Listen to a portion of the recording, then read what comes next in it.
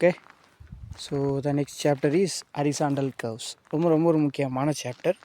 So இந்த சாப்டர்லேருந்து question வந்து அதிகமாக கேட்பாங்க. ஏன்னா இந்த சாப்டர் வந்து கண்டிப்பாக தெரிஞ்சிருக்கணும். ஏன் அப்படின்னா ஒரு ஹரிசாண்டல் கர்வில் போகும்போது அந்த ஹரிசாண்டல் கர்வில் என்னென்ன டிசைன் பேராமீட்டர் வைக்கணும் அப்படிங்கிறது தான் ரொம்ப இம்பார்ட்டன்ட். ஸோ அது கரெக்டாக நம்ம ப்ரப்போஸ் பண்ணலை அப்படின்னா கண்டிப்பாக அந்த ஹரிசாண்டல் கர்வில் அதிகமான ஆக்சிடெண்ட் நடக்கும். அதை தாண்டி என்னென்னா vehicle will turn out and vehicle will skid. So ரெண்டுமே வந்து ஃபெயிலியர் ஆகும். ஒரு வெஹிக்கிளுக்கு இருக்க பிரச்சனை ரெண்டு தான். ஒன்று ஸ்கிட் ஆகும், அப்படி இல்லை ஓவர் டேர்னிங் ஆகும்.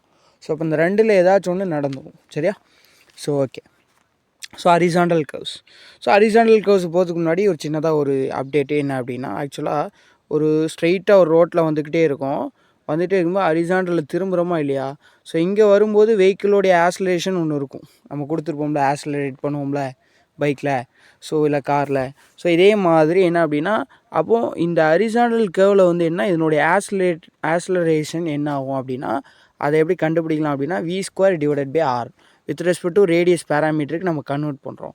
அதாவது வீணா உங்களுக்கு தெரியும், யூனிட் தெரியும், மீட்டர் பெர் செகண்ட். நான் மீட்டர் பெர் செகண்டில் சொல்கிறேன், கிலோமீட்டர் பெர் ஹவர்லேயே நீங்கள் சொல்லிக்கலாம், ஒன்றும் பிரச்சனை இல்லை. அப்போ ஸ்கொயர் பண்ணால் metre square per second square divided by நான் ஒரு ரேடியஸ், அதனுடைய ரேடியஸ் பேராமீட்டருக்கு கன்வெர்ட் பண்ணுறேன். அப்போ டிவைடட் பை ரேடியஸோடைய டேம், தட் இஸ் மீட்டர். அப்போ ஒரு மீட்டருக்கு ஒரு மீட்டர் கேன்சல் ஆயிரும். அப்போ மீட்டர் பெர் செகண்ட் ஸ்கொயர் என்னுடைய ஆக்ஸலரேஷன் யூனிட் கிடச்சிரும் on the basis of radius on the curve. சரிங்களா? ஸோ அப்போது இதான் ரேடியல் ஆக்ஸலரேஷன் கண்டுபிடிக்கிறதுக்கு உண்டான ஃபார்முலா AN=v²/r. ஸோ இது நார்மல் ரேடியல் சென்ட்ரிஃபிகல் ஆக்ஸலரேஷன் எப்படினாலும் சொல்லிக்கலாம். சரிங்களா? இன்னும் ஹரிசாண்டல் கர்வ். ஸோ இதுக்கப்புறம் முக்கியமாக நமக்கு தெரிய வேண்டியது என்ன அப்படின்னா, சென்ட்ரிஃபிகல் ஃபோர்ஸ் தெரியும், உங்களுக்கு தெரியும். ஆக்சுவலாக ஒரு வெஹிக்கிள் இப்படி ஹரிசாண்டல் இப்படி மூவ் ஆகும்போது தெரியுதாண்ணா, இதான் வெஹிக்கிள் வருதுன்னு வைங்களேன். ஸோ என்ன ஆகும் அப்படின்னா வெஹிக்கிள் வில் ட்ரை டு என்னது புஷ் அவே, அதாவது புல் அவே, அது வெளியே போக ட்ரை பண்ணும். சரிங்களா? அதான் வந்து என்ன அப்படின்னா நம்முடைய சென்ட்ரிஃபிகல் எஃபெக்ட். சரிங்களா? பின்னு சொல்லி சொல்லுவோம். சரிங்களா? ஸோ இப்போ ரொம்ப முக்கியமானது இந்த சென்ட்ரிஃபிகல் ஃபோர்ஸை நல்லிஃபை பண்ணுறதுக்கு உண்டான பேராமீட்டரில் நம்ம என்ன பண்ணுவாங்க அப்படின்னு சொன்னால் டிசைன் பண்ணுவாங்க. அதனால தான் என்னென்னா இந்த கர்வில் வந்து இந்த பகுதி இருக்குல்ல, இந்த வெளிப்பக்க பகுதி, அதாவது அவுட்வேர்டு சைடு, இதை என்ன பண்ணிடுவோம் அப்படின்னா ரைஸ் பண்ணி வச்சுருவாங்க. இதுக்கு பேர் தான் சூப்பர் எலிவேஷன் கான்செப்ட்னு சொல்லுவாங்க. சரிங்களா? அது பின்னாடி வருது, நான் எக்ஸ்பிளைன் பண்ணுறேன். அப்போ இந்த மாதிரி என்னது இப்போ இந்த இடத்துல நான் செக்ஷன் காட்டுறேன். சரியா? செக்ஷன் நீங்கள் உங்களுக்கு தெரியும், you guys are civil engineer, so உங்களுக்கு தெரியும். அப்போ செக்ஷனில் பார்த்தோம் அப்படின்னா இதான் அந்த ரோடுன்னு வைங்களேன். இந்த அவுட்வேர்ட் சைடாக இப்படி என்ன பண்ணிடுவோம் அப்படின்னு சொன்னால் கொஞ்சம் என்ன பண்ணிடுவோம்னா ரைஸ் பண்ணிடுவோம். அப்போ வெஹிக்கிள் என்ன ஆகும், இதான் வெஹிக்கிள்னு வச்சுங்களேன். இப்போ வெஹிக்கிள் என்ன ஆகும், வெளியே போகிறத விட இந்த மாதிரி இன்க்ளைண்டாக வைக்கிறனால இந்த ஃபோர்ஸ் என்ன ஆகும் அப்படின்னா இங்கே கொஞ்சம் ரிசால்வ் ஆகுமா, வெயிட் இங்கே ஹேங் ஆகுமா.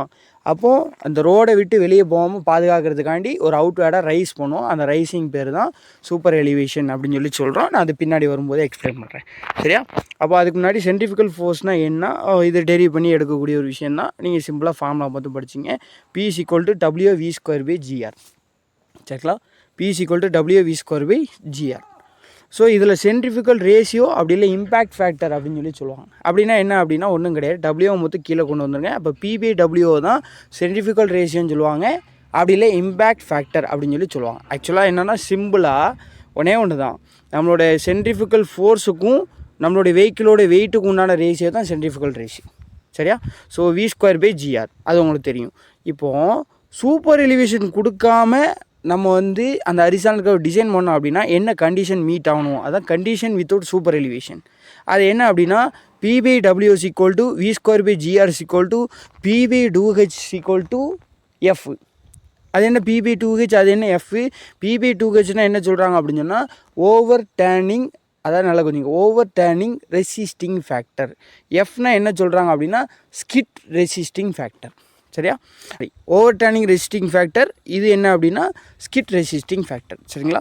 ஸோ இதை தான் என்ன சொல்கிறோம், over turning resistance, skid resistance அப்படின்னு சொல்லி சொல்கிறோம். ஸ்கிட் ரெசிஸ்டன்ஸை தான் நம்ம என்ன சொல்லுவோம் அப்படின்னு சொன்னால், இன்னொரு நேம் என்ன சொல்லுவோம் அப்படின்னு சொன்னால் ஃப்ரிக்ஷன் சொல்லுவோம் அப்படின்னு சொல்லிட்டு நான் உங்களுக்கு சொல்லிடுறேன். சரியா? ஸோ இப்போ இந்த கண்டிஷன் மீட் ஆகணும், எல்லாமே ஈக்குவலாக இருக்கணும். P/W = V²/GR = P/2H = F. இது எல்லாமே ஈக்குவலாக இருக்கணும். இப்படி இருந்தால் சூப்பர் எலிவேஷன் இல்லாமல் என்னது அடாப்ட் பண்ணுறதுக்கு உண்டான கண்டிஷன் சொல்லி சொல்கிறாங்க. ஸோ ஆனால் நம்ம என்றைக்குமே ஹரிசாண்டல் கர்வ்ஸில் அப்படி வைக்க மாட்டோம். ஏன் அப்படின்னா ஹரிசாண்டல் கர்வ் வந்து ரிஸ்க்கு. So we cannot nullify the centrifugal force. So centrifugal ஃபோர்ஸை வந்து நல்லிஃபை பண்ணுறதுங்கிறது சிம்பிள் டாஸ்க் கிடையாது. சரிங்களா? ஸோ அதுவும் வந்து மக்கள் ரொம்ப கவனமாக வந்தால் கூட அதை கண்ட்ரோல் பண்ணுறதுக்கு ரொம்ப ரிஸ்க்கு தான்.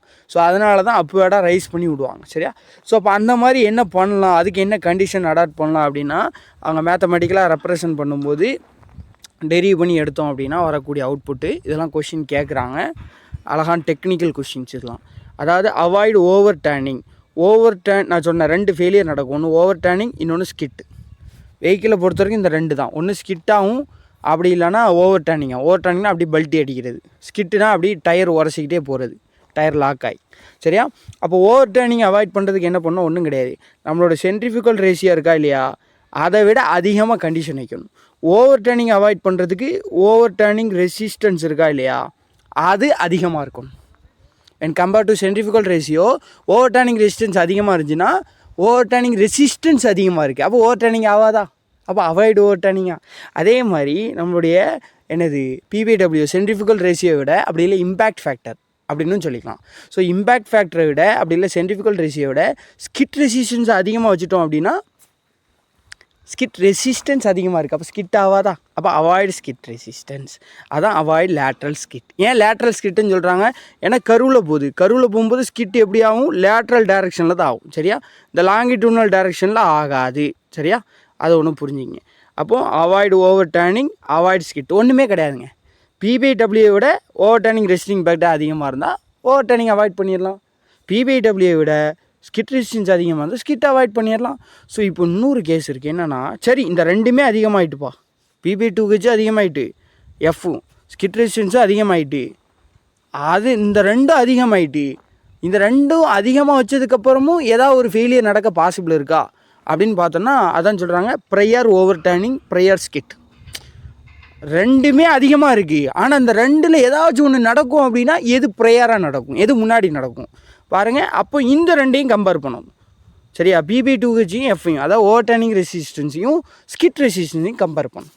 இப்போ இப்படி கம்பேர் பண்ணும்போது skid resistance is more then over turning resistance. அப்போ என்ன அர்த்தம், ஸ்கிட் ரெசிஸ்டன்ஸ் அதிகமாக இருக்குது, ஓவர் டேர்னிங் ரெசிஸ்டன்ஸ் கம்மியாக இருக்குது. வென் கம்பேர் டு ஸ்கிட் ரெசிஸ்டன்ஸை கம்பேர் பண்ணும்போது P/W விட ரெண்டுமே அதிகம்தான்.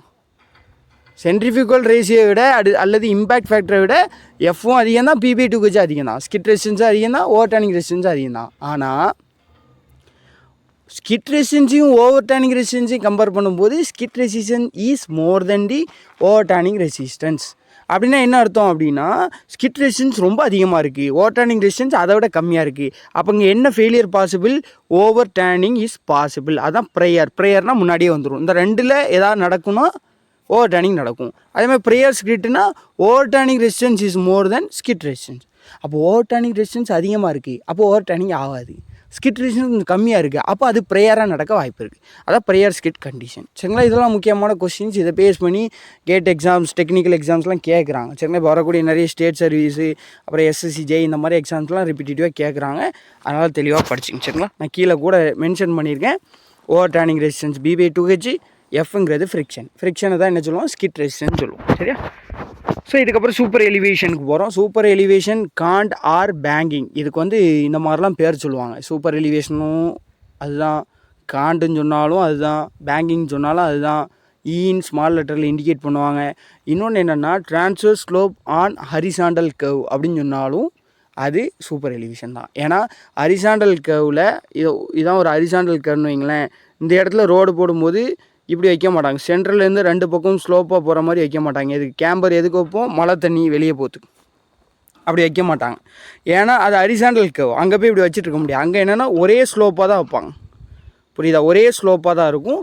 ஸோ அப்போ ட்ரான்ஸ்வர் ஸ்லோப் நமக்கு தெரியும். லாங்கிடியூனல் ஸ்லோப்னா கிரேடியன்ட், ட்ரான்ஸ்வர் ஸ்லோப்னா கேம்பர், அப்படி சொன்னோமா. அப்போது இங்கே என்ன சொல்கிறோம் அப்படின்னா, ட்ரான்ஸ்வர் ஸ்லோப் இன் தி ஹரிசாண்டல் கர்வ் அப்படின்னு சொன்னால் அதுவும் சூப்பர் எலிவேஷன் தான். அதுக்கு டெக்னிக்கலாக கேண்டு, அதுக்கு டெக்னிக்கலாக பேங்கிங் அப்படின்னு வேறு பேருன்னு சொல்லிக்கிறாங்க. சரியா? அப்போ இதில் என்ன சொல்கிறாங்க, outer edge rise to prevent the centrifugal force சொல்லிட்டாங்களா with respect to inner side. இப்போ இதான் எனக்கு ரோடு, கிராஸ் செக்ஷனில் நான் காட்டுறேன். இதான் எனக்கு ரோடுன்னு வச்சுங்களேன், கிராஸ் செக்ஷனில் காட்டுறேன். இதான் எனக்கு இன்னர் சைடு. இப்படி தான் திரும்ப போகிறோம் அப்படின்னீங்களா. இதுதான் இன்னர் சைடு. இன்னர் சைடை பொறுத்து ரோடை கொஞ்சம் மேலே தூக்கி வச்சிடும், அவுட்டர் ஏஜை ரைஸ் பண்ணிடுவோம். திஸ் இஸ் கால்டு எதுக்கு, சென்ட்ரிஃபிகல் ஃபோர்ஸ். இந்த பக்கமாக இழுத்துட்டு போகாமல் இந்த பக்கமாக கொஞ்சம் சரிச்சு விட்டோன்னா நம்ம வெஹிக்கிள் கொஞ்சம் சேஃப் ஆயிடும். To prevent the centrifugal force, outer ஏஜை ரைஸ் பண்ணுறது தான் சூப்பர் எலிவேஷன் சொல்லி சொல்கிறாங்க. இந்த மினிமம் சூப்பர் எலிவேஷன் எவ்வளோ ப்ரொவைட் பண்ணணும், மினிமமாக லீஸ்ட் கேஸாக மினிமம் சூப்பர் எலிவேஷன் எவ்வளோ ப்ரொவைட் பண்ணணும் அப்படின்னா, கேம்பர் ஆஃப் தி ரோடு. நம்ம அந்த ரோடுக்கு அந்த பிளெயினாக டோப்போகிராஃபியை பேஸ் பண்ணி பிளெயினாக, ரோலிங்காக, மவுண்டனிஸாக, ஸ்டீப்பாக and also with respect to rainfall கண்டிஷனை பொறுத்து கேம்பர் ஃபிக்ஸ் பண்ண தெரியுமா. ஸோ அந்த கேம்பர் எலியாச்சும் மினிமம் சூப்பர் எலிவேஷன் கொடுங்கப்பா அப்படிங்கிறது ப்ரொவிஷன். சரியா? Minimum super elevation is the camber of the road.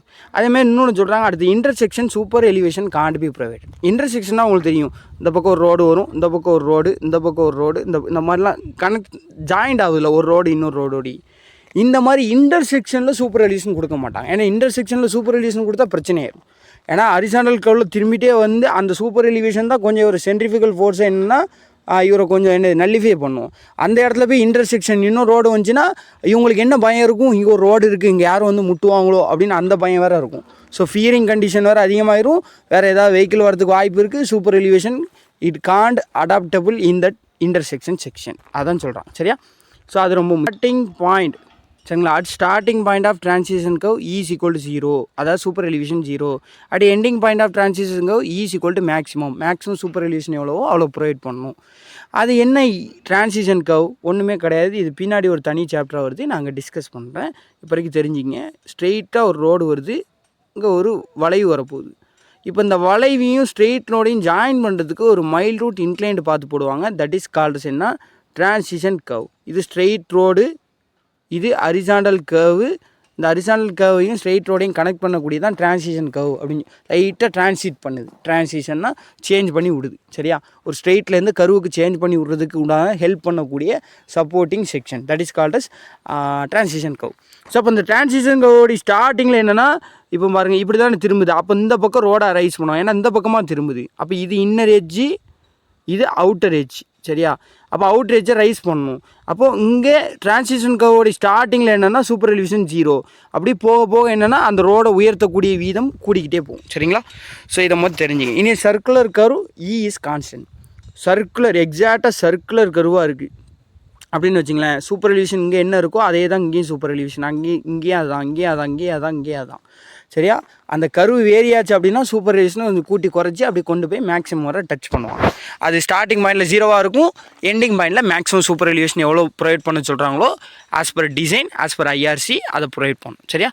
So அதுக்கப்புறம் அந்த சூப்பர் எலிவேஷனை பொறுத்த வரைக்கும் உங்களுக்கு தெரியும், ரோடோட அவுட்டர் ஏஜை நம்ம ரைஸ் பண்ணுறோம்.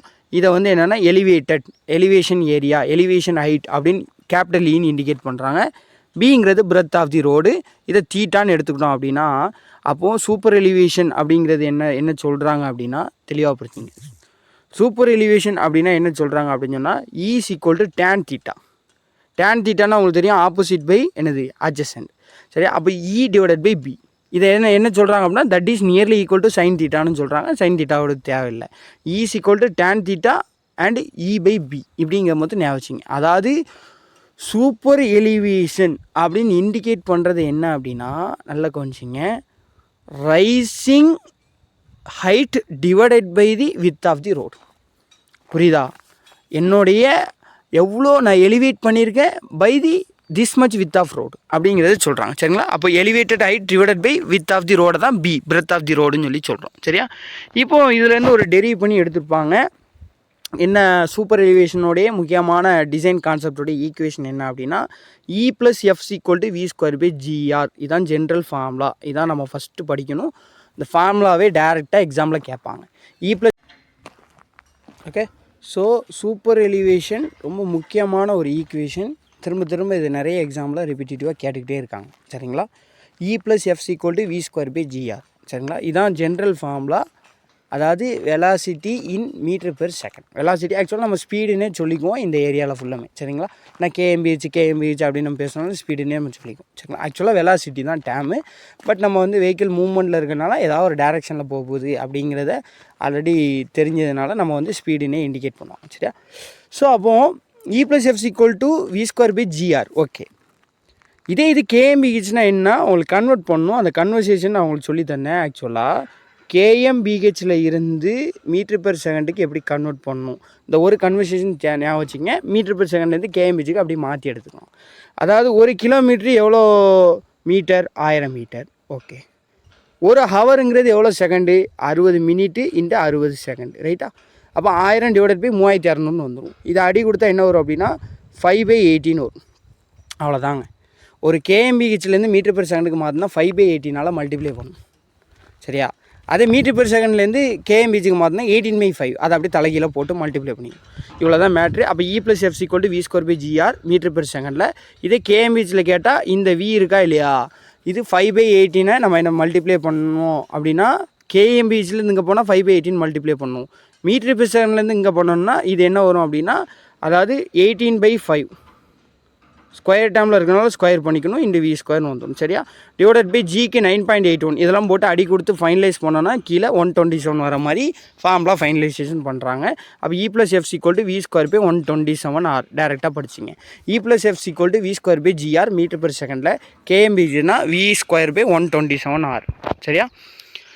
ஸோ இப்போ முக்கியமானது இந்த ஈனா என்ன அப்படின்னா சூப்பர் எலிவேஷன், எஃப் அப்படின்னா என்னென்னா ஃப்ரிக்ஷன், அதுதான் ஸ்கிட் ரெசிஸ்டன்ஸ் அப்படின்னு டெக்னிக்கலாக சொல்லுவாங்க. விங்கிறது என்னது? Speed of the vehicle. ஜிங்கிறது ஆஸ்லேஷன் டியூ டு கிராவிட்டி. ஆருங்கிறது ஹரிசாண்டல் கர்வோடைய ரேடியஸ், சரியா? இப்போ இந்த வந்து எப்படிலாம் கொடுப்பாங்க, சூப்பர் எலிவேஷன் எப்படிலாம் கொடுப்பாங்க அப்படின்னா, ஆக்சுவலாக இந்த 3 ஃபார்மெட் தான் கொடுப்பாங்க. நீங்கள் previous year GATE exam, IAS exam, previous year TANCET, previous year TNPSC AE எல்லாத்தையுமே அனலைஸ் பண்ணிங்கன்னா இந்த 3 ஃபார்மெட்டில் மொத்தம் கொடுத்துருப்பாங்க, வேறு எந்த ஃபார்மெட்லையும் கொடுக்க மாட்டாங்க. இந்த 3 தான் possible way of indicating super elevation, சரிங்களா? இந்த 3 வழிகளில் மட்டும்தான் சூப்பர் எலிவேஷனை இண்டிகேட் பண்ண முடியும். அப்போ என்ன அப்படின்னா, தட் இஸ் பெர்சன்டேஜில் சொல்லலாம், அல்லது டிகிரியில் சொல்லலாம், அல்லது 1/n ஃப்ராக்ஷனில் சொல்லலாம், சரியா? பெர்சன்டேஜில் சொன்னால் ஒன்றுமே கிடையாது, டிவைடட் பை 100 போட்டு அதுதான் வந்து என்னென்னா சூப்பர் எலிவேஷன். எக்ஸாம்பிளுக்கு 7%, எக்ஸாம்பிளுக்கு சொல்கிறேன். அப்போ டிவைடட் பை 100 போட்டால் 0.07. ஓகே, டிகிரியில் சொன்னால் என்ன பண்ணணும்? டேனை தூக்கி போட்டணும். tan 30, tan 45, tan 50 இப்படின்னு போட்டு அவுட்புட் எடுக்கணும், சரியா? இது ஒன்று. tan 45 வேல்யூ என்ன உங்களுக்கு எப்போவுமே தெரிஞ்சுக்கணும், மைண்டில் ஃபிக்ஸாக இருக்கணும். tan 45 = 1, சரியா?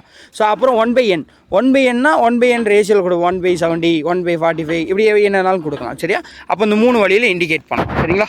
ஸோ இதுக்கப்புறம் என்ன அப்படின்னா மிக்சடு டிராஃபிக். நம்ம இந்தியா பொறுத்த வரைக்கும் என்ன மிக்சடு டிராஃபிக்னா என்ன? இப்போ தான் அதுக்கு வந்து கார் போகும், பஸ்ஸு போகும், வேனு போகும், மோட்டார் போகும், எல்லாம் மிக்ஸ் ஆகுதா? This is mixed traffic. அப்போ மிக்சட் டிராஃபிக்கை பொறுத்த வரைக்கும் 2 கண்டிஷன் அடாப்ட் பண்ணுறதுக்கு ஐஆர்சி சொல்கிறாங்க. அது என்ன 2 கண்டிஷன் அப்படின்னா, ஃபஸ்ட்டு என்ன அப்படின்னா, நம்மளோட டிசைன் ஸ்பீடை ஒரு 25% குறைச்சி விடுங்கப்பா. இப்போ குறைச்சி விடுங்க. ஏன் அப்படின்னா எல்லாம் மிக்ஸ் ஆகி போகுது, எல்லா வெஹிக்கிளும் மிக்ஸ் ஆகுது. ஒருத்தன் ஸ்லோவாக போகிறவனும் வருவான், ஸ்பீடாக போகிறவனும் வருவான், ஆவரேஜாக போகிறவனுக்கும் வருவான், திடீர்னு சைக்கிளில் ஒருத்தர் குறுக்க போவார். அப்போ இந்த மாதிரி மிக்ஸ் ஆகி இருக்குது. அப்போ இந்த ஸ்பீடை வந்து நீங்கள் என்ன பண்ணுங்கள், ஒரு ஸ்பீடு கொண்டு வாங்க. என்ன ஸ்பீட்னா டிசைன் ஸ்பீட்லேருந்து ஒரு 25% குறைங்க ஒரு சேஃப்டிக்கு அப்படின்னு சொல்கிறாங்க.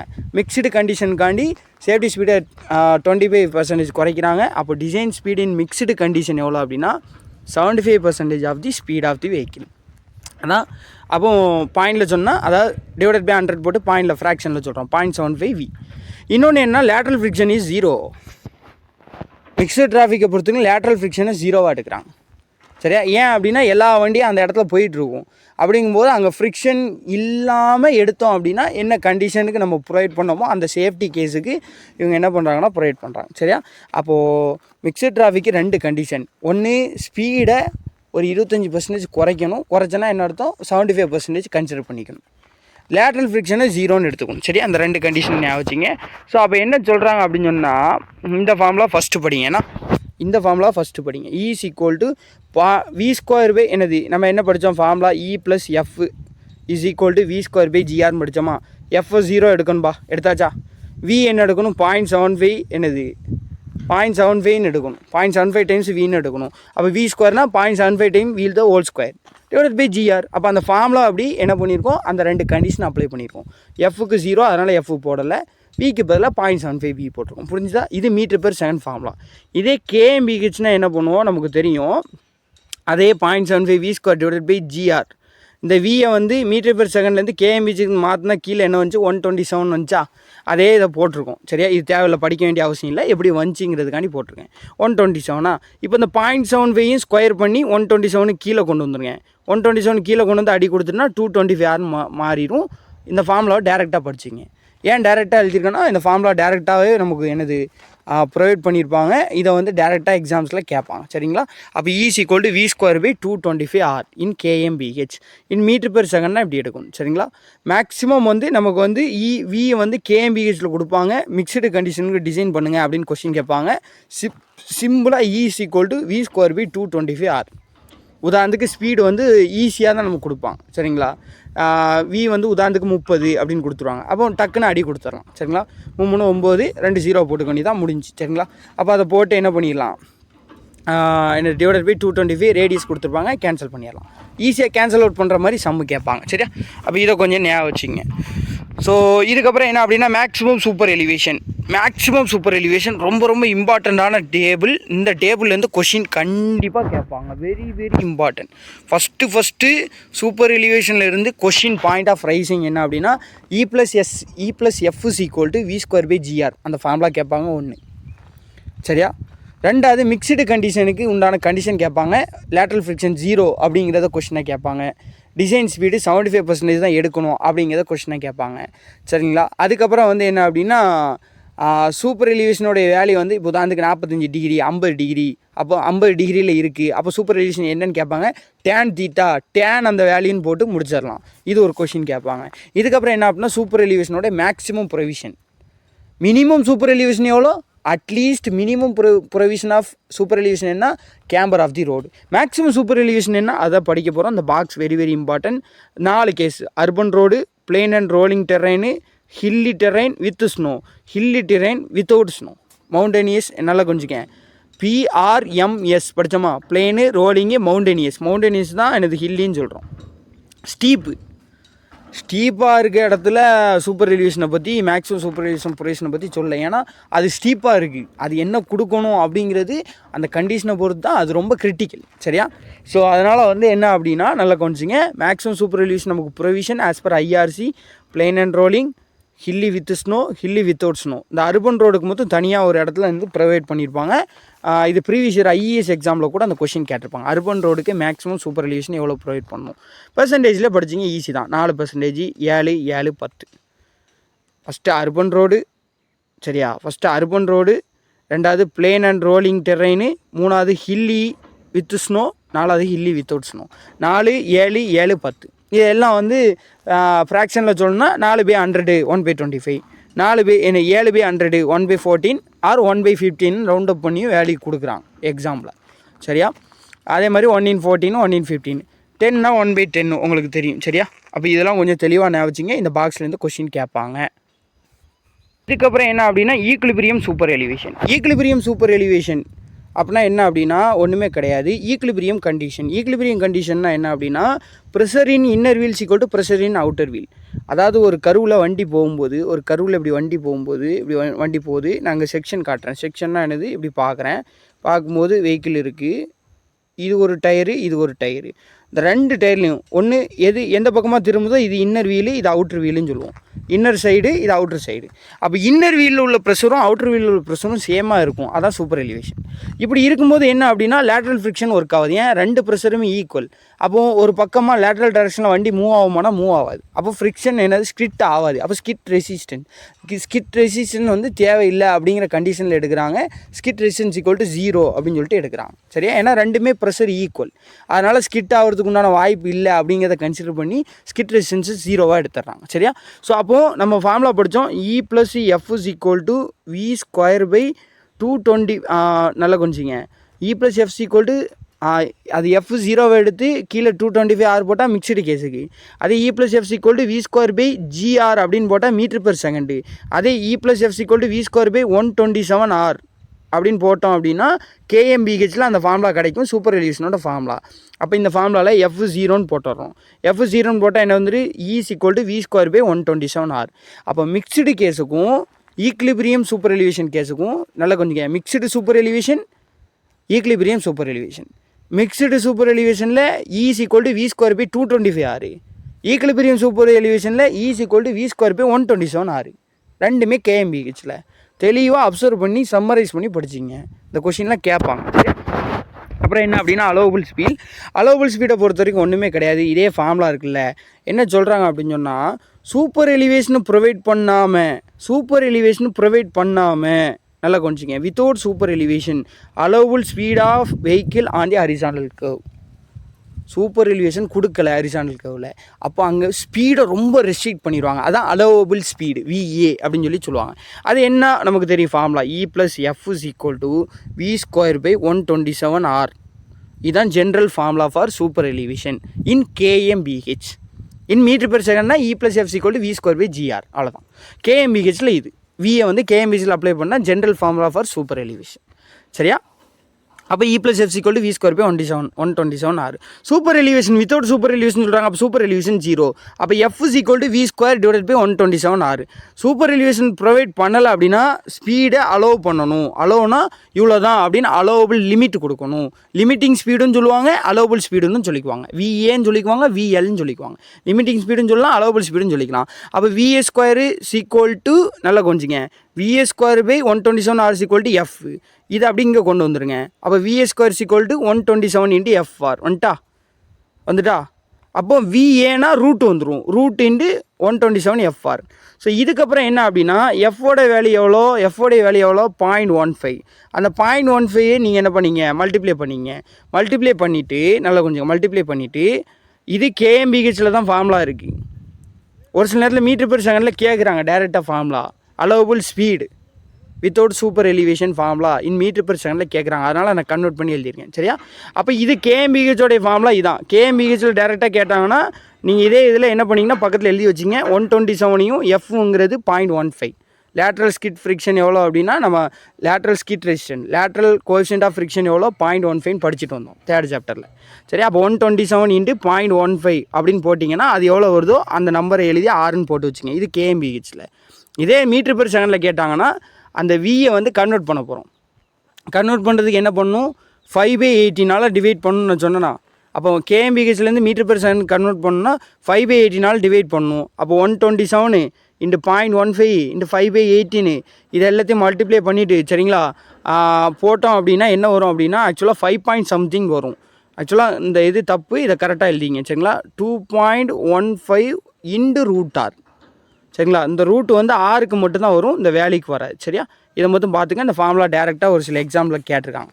அலோவபிள் ஸ்பீடு இன் மீட்டர்/செகண்ட் 2.156 சரிங்களா R 2.156 × √R. சரிங்களா? ஆருக்கு மொத்தம் ரூட் வரும், இந்த ஒன்றை மொத்தம் நீங்கள் எழுதி வச்சிங்க சரிங்களா கரெக்டாக. ஸோ இதுக்கப்புறம் டிசைன் சூப்பர் எலிவேஷன் இதோடு இந்த கான்செப்ட் முடியுது. அது என்ன டிசைன் சூப்பர் எலிவேஷன் ஒன்றுமே கிடையாது. ஃபஸ்ட்டு என்ன பண்ணுறோம், டிசைன் சூப்பர் எலிவேஷனுக்கு ஃபஸ்ட்டு என்ன தெரியுமா பண்ணுறாங்க, E=V²/225R. எங்கே உள்ள கேஸு மிக்சடு டிராஃபிக்கா, ஏன்னா டிசைன் பண்ணுறது மிக்சடு தான், இந்தியாங்கிறது மிக்சடு என்ன டிராஃபிக் கண்டிஷன். அப்போ E=V²/225R. ஏன்னா மிக்சடில் F0ன்னு எடுத்துடணும். சரியா? F0ன்னு எடுத்துடணும். படித்தோமா இது? ஸோ அப்போ என்னது நல்ல தெளிவாக படிச்சிங்க சரிங்களா. அந்த கொஷின் கேட்பாங்க. ஏன்னா design of super elevation concept வந்து இம்பார்ட்டண்ட்டு. சம் பாயிண்ட் ஆஃப் வியூவில் கொஷின் கேட்குறதுக்கு வாய்ப்பு இருக்குது சரிங்களா. ஏஇ எக்ஸாமுக்கு படிக்கிறீங்கன்னா கரெக்டாக நீங்கள் பார்த்துங்க. ஜேடியை பொறுத்த வரைக்கும் டேரெக்டாக கொஷின் கேட்பாங்க, பிரச்சனை இருக்காது. பட் இருந்தாலும் நீங்கள் கான்செப்ட் தெரிஞ்சிங்க சரிங்களா.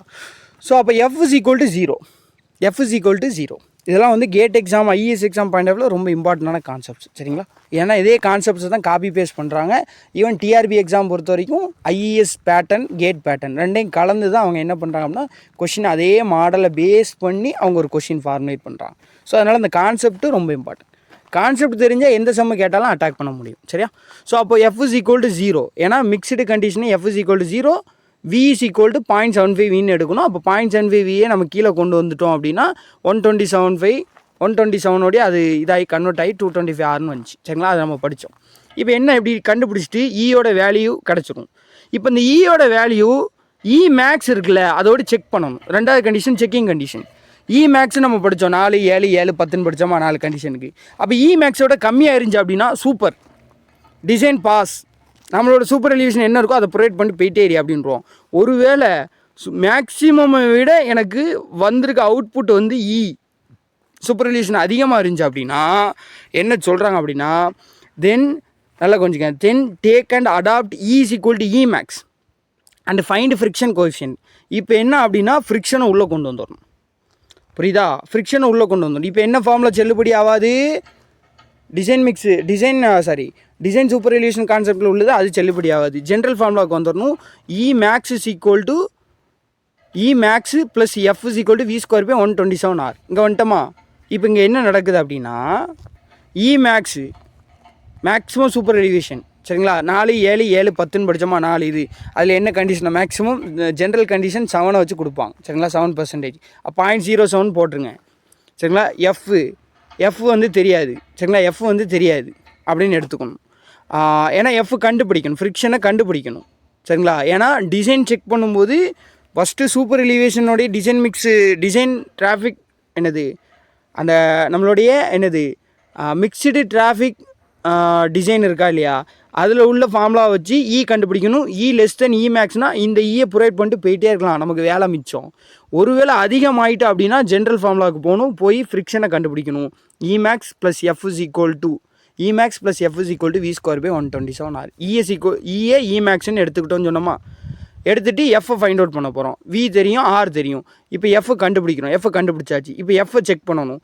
இஃப் கண்டுபிடிச்ச எஃப் வந்து லெஸ் தென் 0.15 இருந்துச்சு அப்படின்னா சூப்பர் எலிவேஷன் என்னது, இந்த மேக்ஸிமம் சூப்பர் எலிவேஷனை ஃபிக்ஸ் பண்ணிட்டு போயிட்டே இருங்கப்பா அப்படின்னு முடிச்சிடலாம். இங்கே டிசைன் முடிஞ்சிட்டு. ஒருவேளை நான் கண்டுபிடிச்ச ஃபைண்ட் பண்ண நம்மளுடைய கோஎஃபிஷியன்ட் ஆஃப் லேட்ரல் ஃப்ரிக்ஷனை விட அதிகமாக இருந்துச்சு, அதாவது 0.15 விட அதிகமாக இருந்துச்சு அப்படின்னா இப்போ we have to restrict the speed. So அப்போ ஸ்பீடை ரெஸ்ட்ரிக்ட் பண்ணுறோம். நமக்கு இ மேக்ஸு போட்டாச்சு, எஃப்போட வேல்யூ போட்டாச்சு, plus VA square divided by 127R.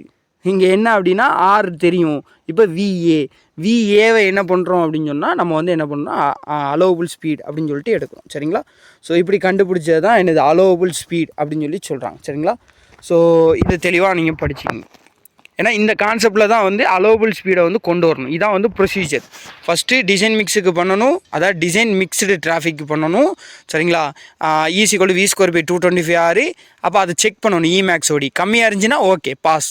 ஒருவேளை அதிகமாக இருந்துச்சுன்னா ஜென்ரல் ஃபார்மாவை தூக்கிட்டு வந்து ஈக்கு பதிலாக இ மேக்ஸை போட்டுட்டு எஃப்ஐ மொத்தம் கண்டுபிடிக்கணும். இப்போ 0.15 கம்மியாக இருந்தால் டிசைன் பாஸ், இ மேக்ஸை ப்ரொவைட் பண்ணிட்டு போயிட்டே இருக்கலாம்.